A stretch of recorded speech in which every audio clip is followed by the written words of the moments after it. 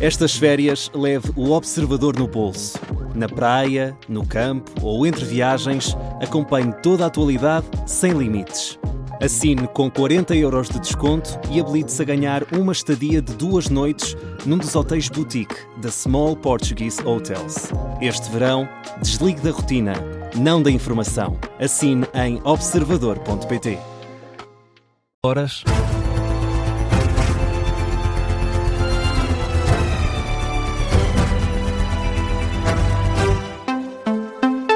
Jornal das 9 com o jornalista Carlos Pedro e começamos com o Irão e Omã, que estão perto de um acordo para criar uma nova rota de navegação no Estreito de Hormuz. Mas Teherão ressalva que isso não significa a reabertura total do Estreito. Para isso, avisam os iranianos, os Estados Unidos vão ter de corrigir o próprio comportamento na região. Beatriz Félix, o Irão fez ontem 6 exigências aos norte-americanos para libertar a navegação em Hormuz. Teherão endurece o discurso e transforma antigas exigências em condições para a reabertura do Estreito.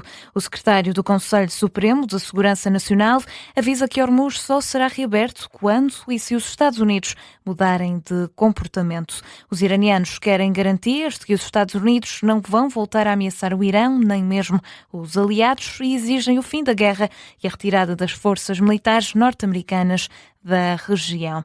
Querem também o levantamento do bloqueio naval aos portos iranianos e das sanções, bem como a libertação dos ativos iranianos congelados e uma compensação integral pelos danos provocados pela guerra. O alto responsável de segurança iraniano garante ainda que o Irão nunca vai ceder, nem a nível militar, nem em negociações.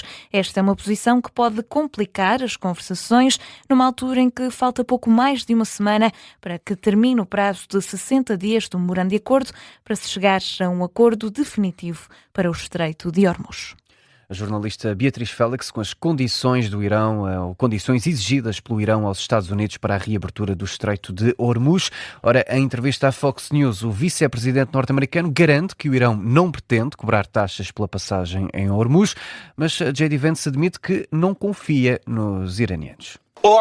A nossa expectativa é de que a quantidade de petróleo e gás que sai do Golfo seja a mesma que se verificava antes do início do conflito. Foi isso que os iranianos nos disseram que pretendem fazer. É também isso que toda a coligação do Golfo quer fazer. Mas, como sabem, não confiamos apenas, verificamos. Na verdade, não nos baseamos nas palavras das pessoas, mas sim em ações. É claro que há algumas pessoas dentro do regime iraniano que falam em impor portagens. Os iranianos disseram-nos que não têm planos para impor taxas no Estreito de Hormuz, mas, mais uma vez, vamos esperar para ver quais serão de facto as ações que vão tomar. O vice-presidente dos Estados Unidos, J.D. Vance, na Fox News, diz ainda que os norte-americanos destruíram o programa nuclear do Irão. E Carlos, falamos agora de saúde e do eclipse solar que acontece já na próxima quarta-feira. As urgências de oftalmologia dos hospitais do Serviço Nacional de Saúde não têm previsto um reforço do número de profissionais para a noite do fenómeno. Tanto a direção executiva do SNS como os hospitais não esperam um aumento significativo da afluência às urgências. Sendo assim, não está previsto o reforço de equipas de forma preventiva. O observador, a direção executiva do Serviço Nacional de Saúde, sublinha que não existem nesta data indicadores que permitam antecipar um aumento significativo da procura dos serviços de urgência de oftalmologia. Os hospitais acreditam que a campanha de sensibilização que tem sido feita nos últimos dias será suficiente para evitar um aumento significativo da afluência. Ainda assim, ao observador, a ULS de São José, em Lisboa, e a ULS de São João, no Porto, admitem que em caso de necessidade poderá haver esse reforço e também admitem que os serviços de oftalmologia destes hospitais estão preparados para dar resposta a eventuais constrangimentos. Este é um artigo assinado pelo jornalista Tiago Caeiro, entretanto disponível no site do Observador. E a esta hora está um incêndio ativo no norte do país, é na freguesia de Parambos, distrito de Bragança. E, Carlos, por esta altura estão no local cerca de 70 bombeiros e 2 dezenas de viaturas. O incêndio deflagrou na tarde de ontem em Linhares, no município de Carrazeda de Anciães. Entrou, entretanto, em fase de resolução durante a madrugada, mas em curso continua o fogo numa zona de difícil acesso em Aparambos. O alerta para as chamas nesta freguesia foi dado pouco antes das 7 da tarde de ontem, isto de acordo com o site da Proteção Civil. A Rádio Observador, fonte do Comando Subregional de Emergência e Proteção Civil do Douro, adiantava nas últimas horas que o combate às chamas estava a decorrer de forma favorável devido à diminuição do vento. Dizer ainda que cerca de 40 concelhos dos distritos de Bragança, Viseu, Guarda, Castelo Branco, Santarém, Porto Alegre e Faro estão hoje em perigo máximo de incêndio rural. É uma informação do Instituto Português do Mar e da Atmosfera. Neste Jornal das 9 falamos ainda da lei do retorno. José Luís Carneiro está de acordo com a posição do Presidente da República, que enviou o diploma para o Tribunal Constitucional. António José Seguro admite ter reservas em relação ao tempo máximo de detenção de imigrantes em situação ilegal em território português, mas também quanto às normas relativas aos menores. O secretário-geral do PS, José Luís Carneiro, sai a adiantar grandes pormenores e elogia a decisão do Presidente. Eu queria concentrar a minha mensagem nestes temas que acabei de referir. Este tema está muito bem decidido e sobre o qual não me quero pronunciar. Mas tem dúvidas também sobre ele, tal como o Sr. Presidente tem? Não, eu estou de acordo com a decisão que o Sr. Presidente da República tomou. José Luís Carneiro, de acordo com António José Seguro. E destaque agora para a Primeira Liga de Futebol. Benfica e Futebol Clube do Porto podem aproveitar já hoje o deslize de ontem do Sporting. Os Leões estiveram a vencer por 2-0, mas empataram a 2 golos frente ao Estrela da Amadora. Estiveram a vencer com golos de Zalazar e Ioannidis. Ainda assim, os últimos 20 minutos foram um pesadelo para a equipa de Rui Borges, que viu Leandro Antonetti reduzir e Benito igualar pouco tempo depois, com muitas culpas neste segundo gol para o guardião Rui Silva. Ao cabo dos primeiros 90 minutos da temporada, o primeiro escorregão, e o técnico Rui Borges pede mais à equipa leonina. Acabámos por ser penalizados com 2 erros, claramente com 2 erros. Tivemos 70 minutos muito bons.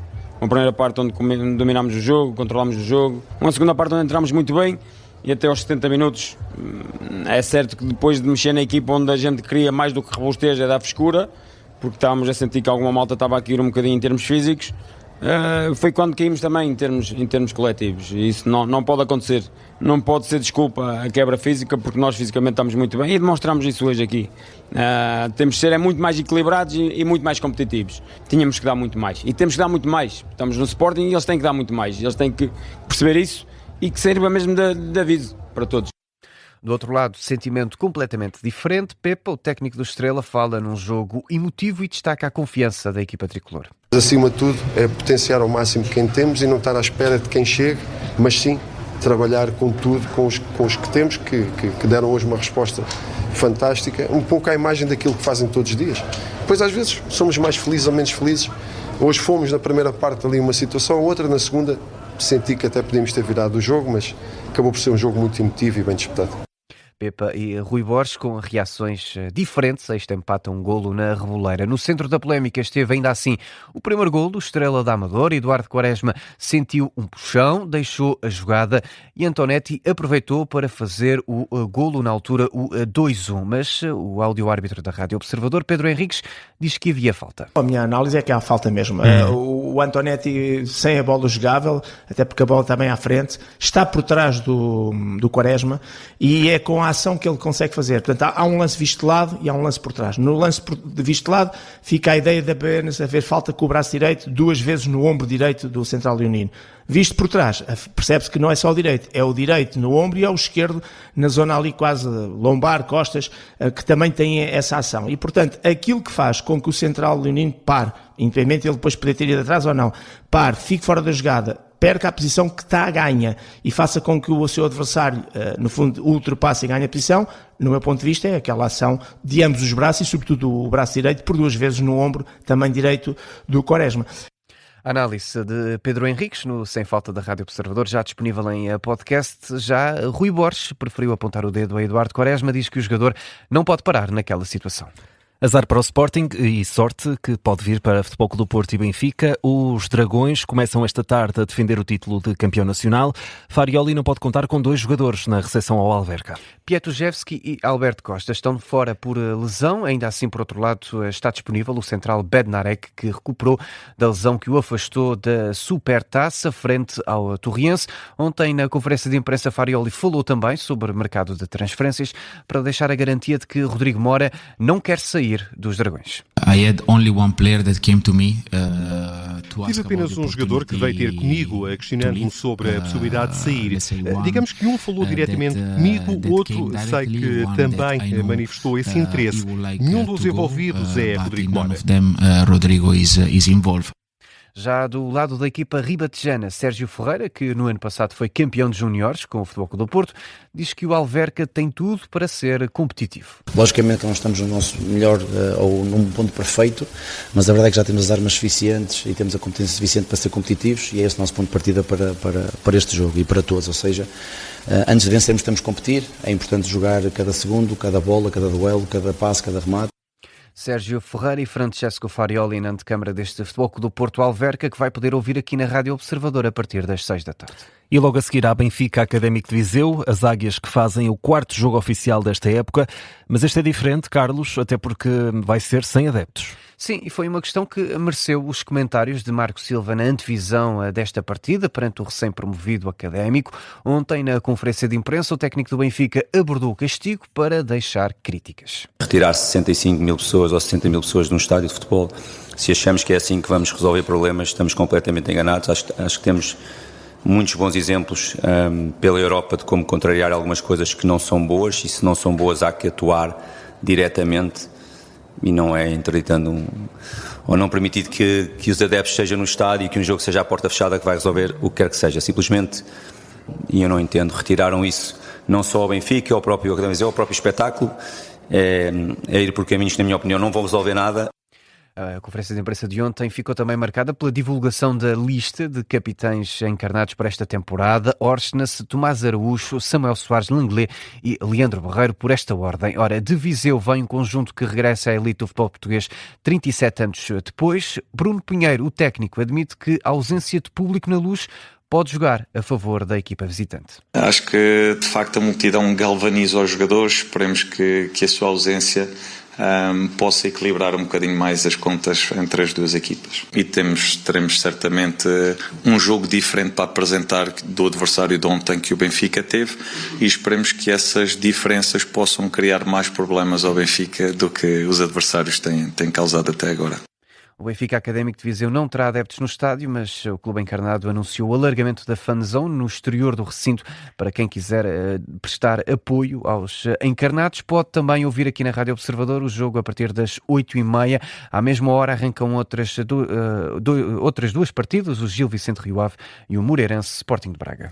A fechar este jornal, continua hoje a volta a Portugal em bicicleta, e hoje, Carlos, é dia de subida à Torre. Quarta etapa da Grandíssima, são pouco mais de 154 km entre Figueiró dos Vinhos, em Leiria, e o Alto da Torre, na Covilhã. A etapa de hoje inclui ainda 3 contagens de montanha antes da derradeira subida à Torre, nomeadamente as subidas ao Alto de Braçal, no Alto da Portela de Gavião e no Alto da Portela do Armador. O português Rui Oliveira tem hoje uma etapa difícil, vai ainda assim tentar manter a camisola amarela. Fechamos assim o Jornal das 9, o Carlos Pedro que regressa às 9h30 para atualizar as notícias.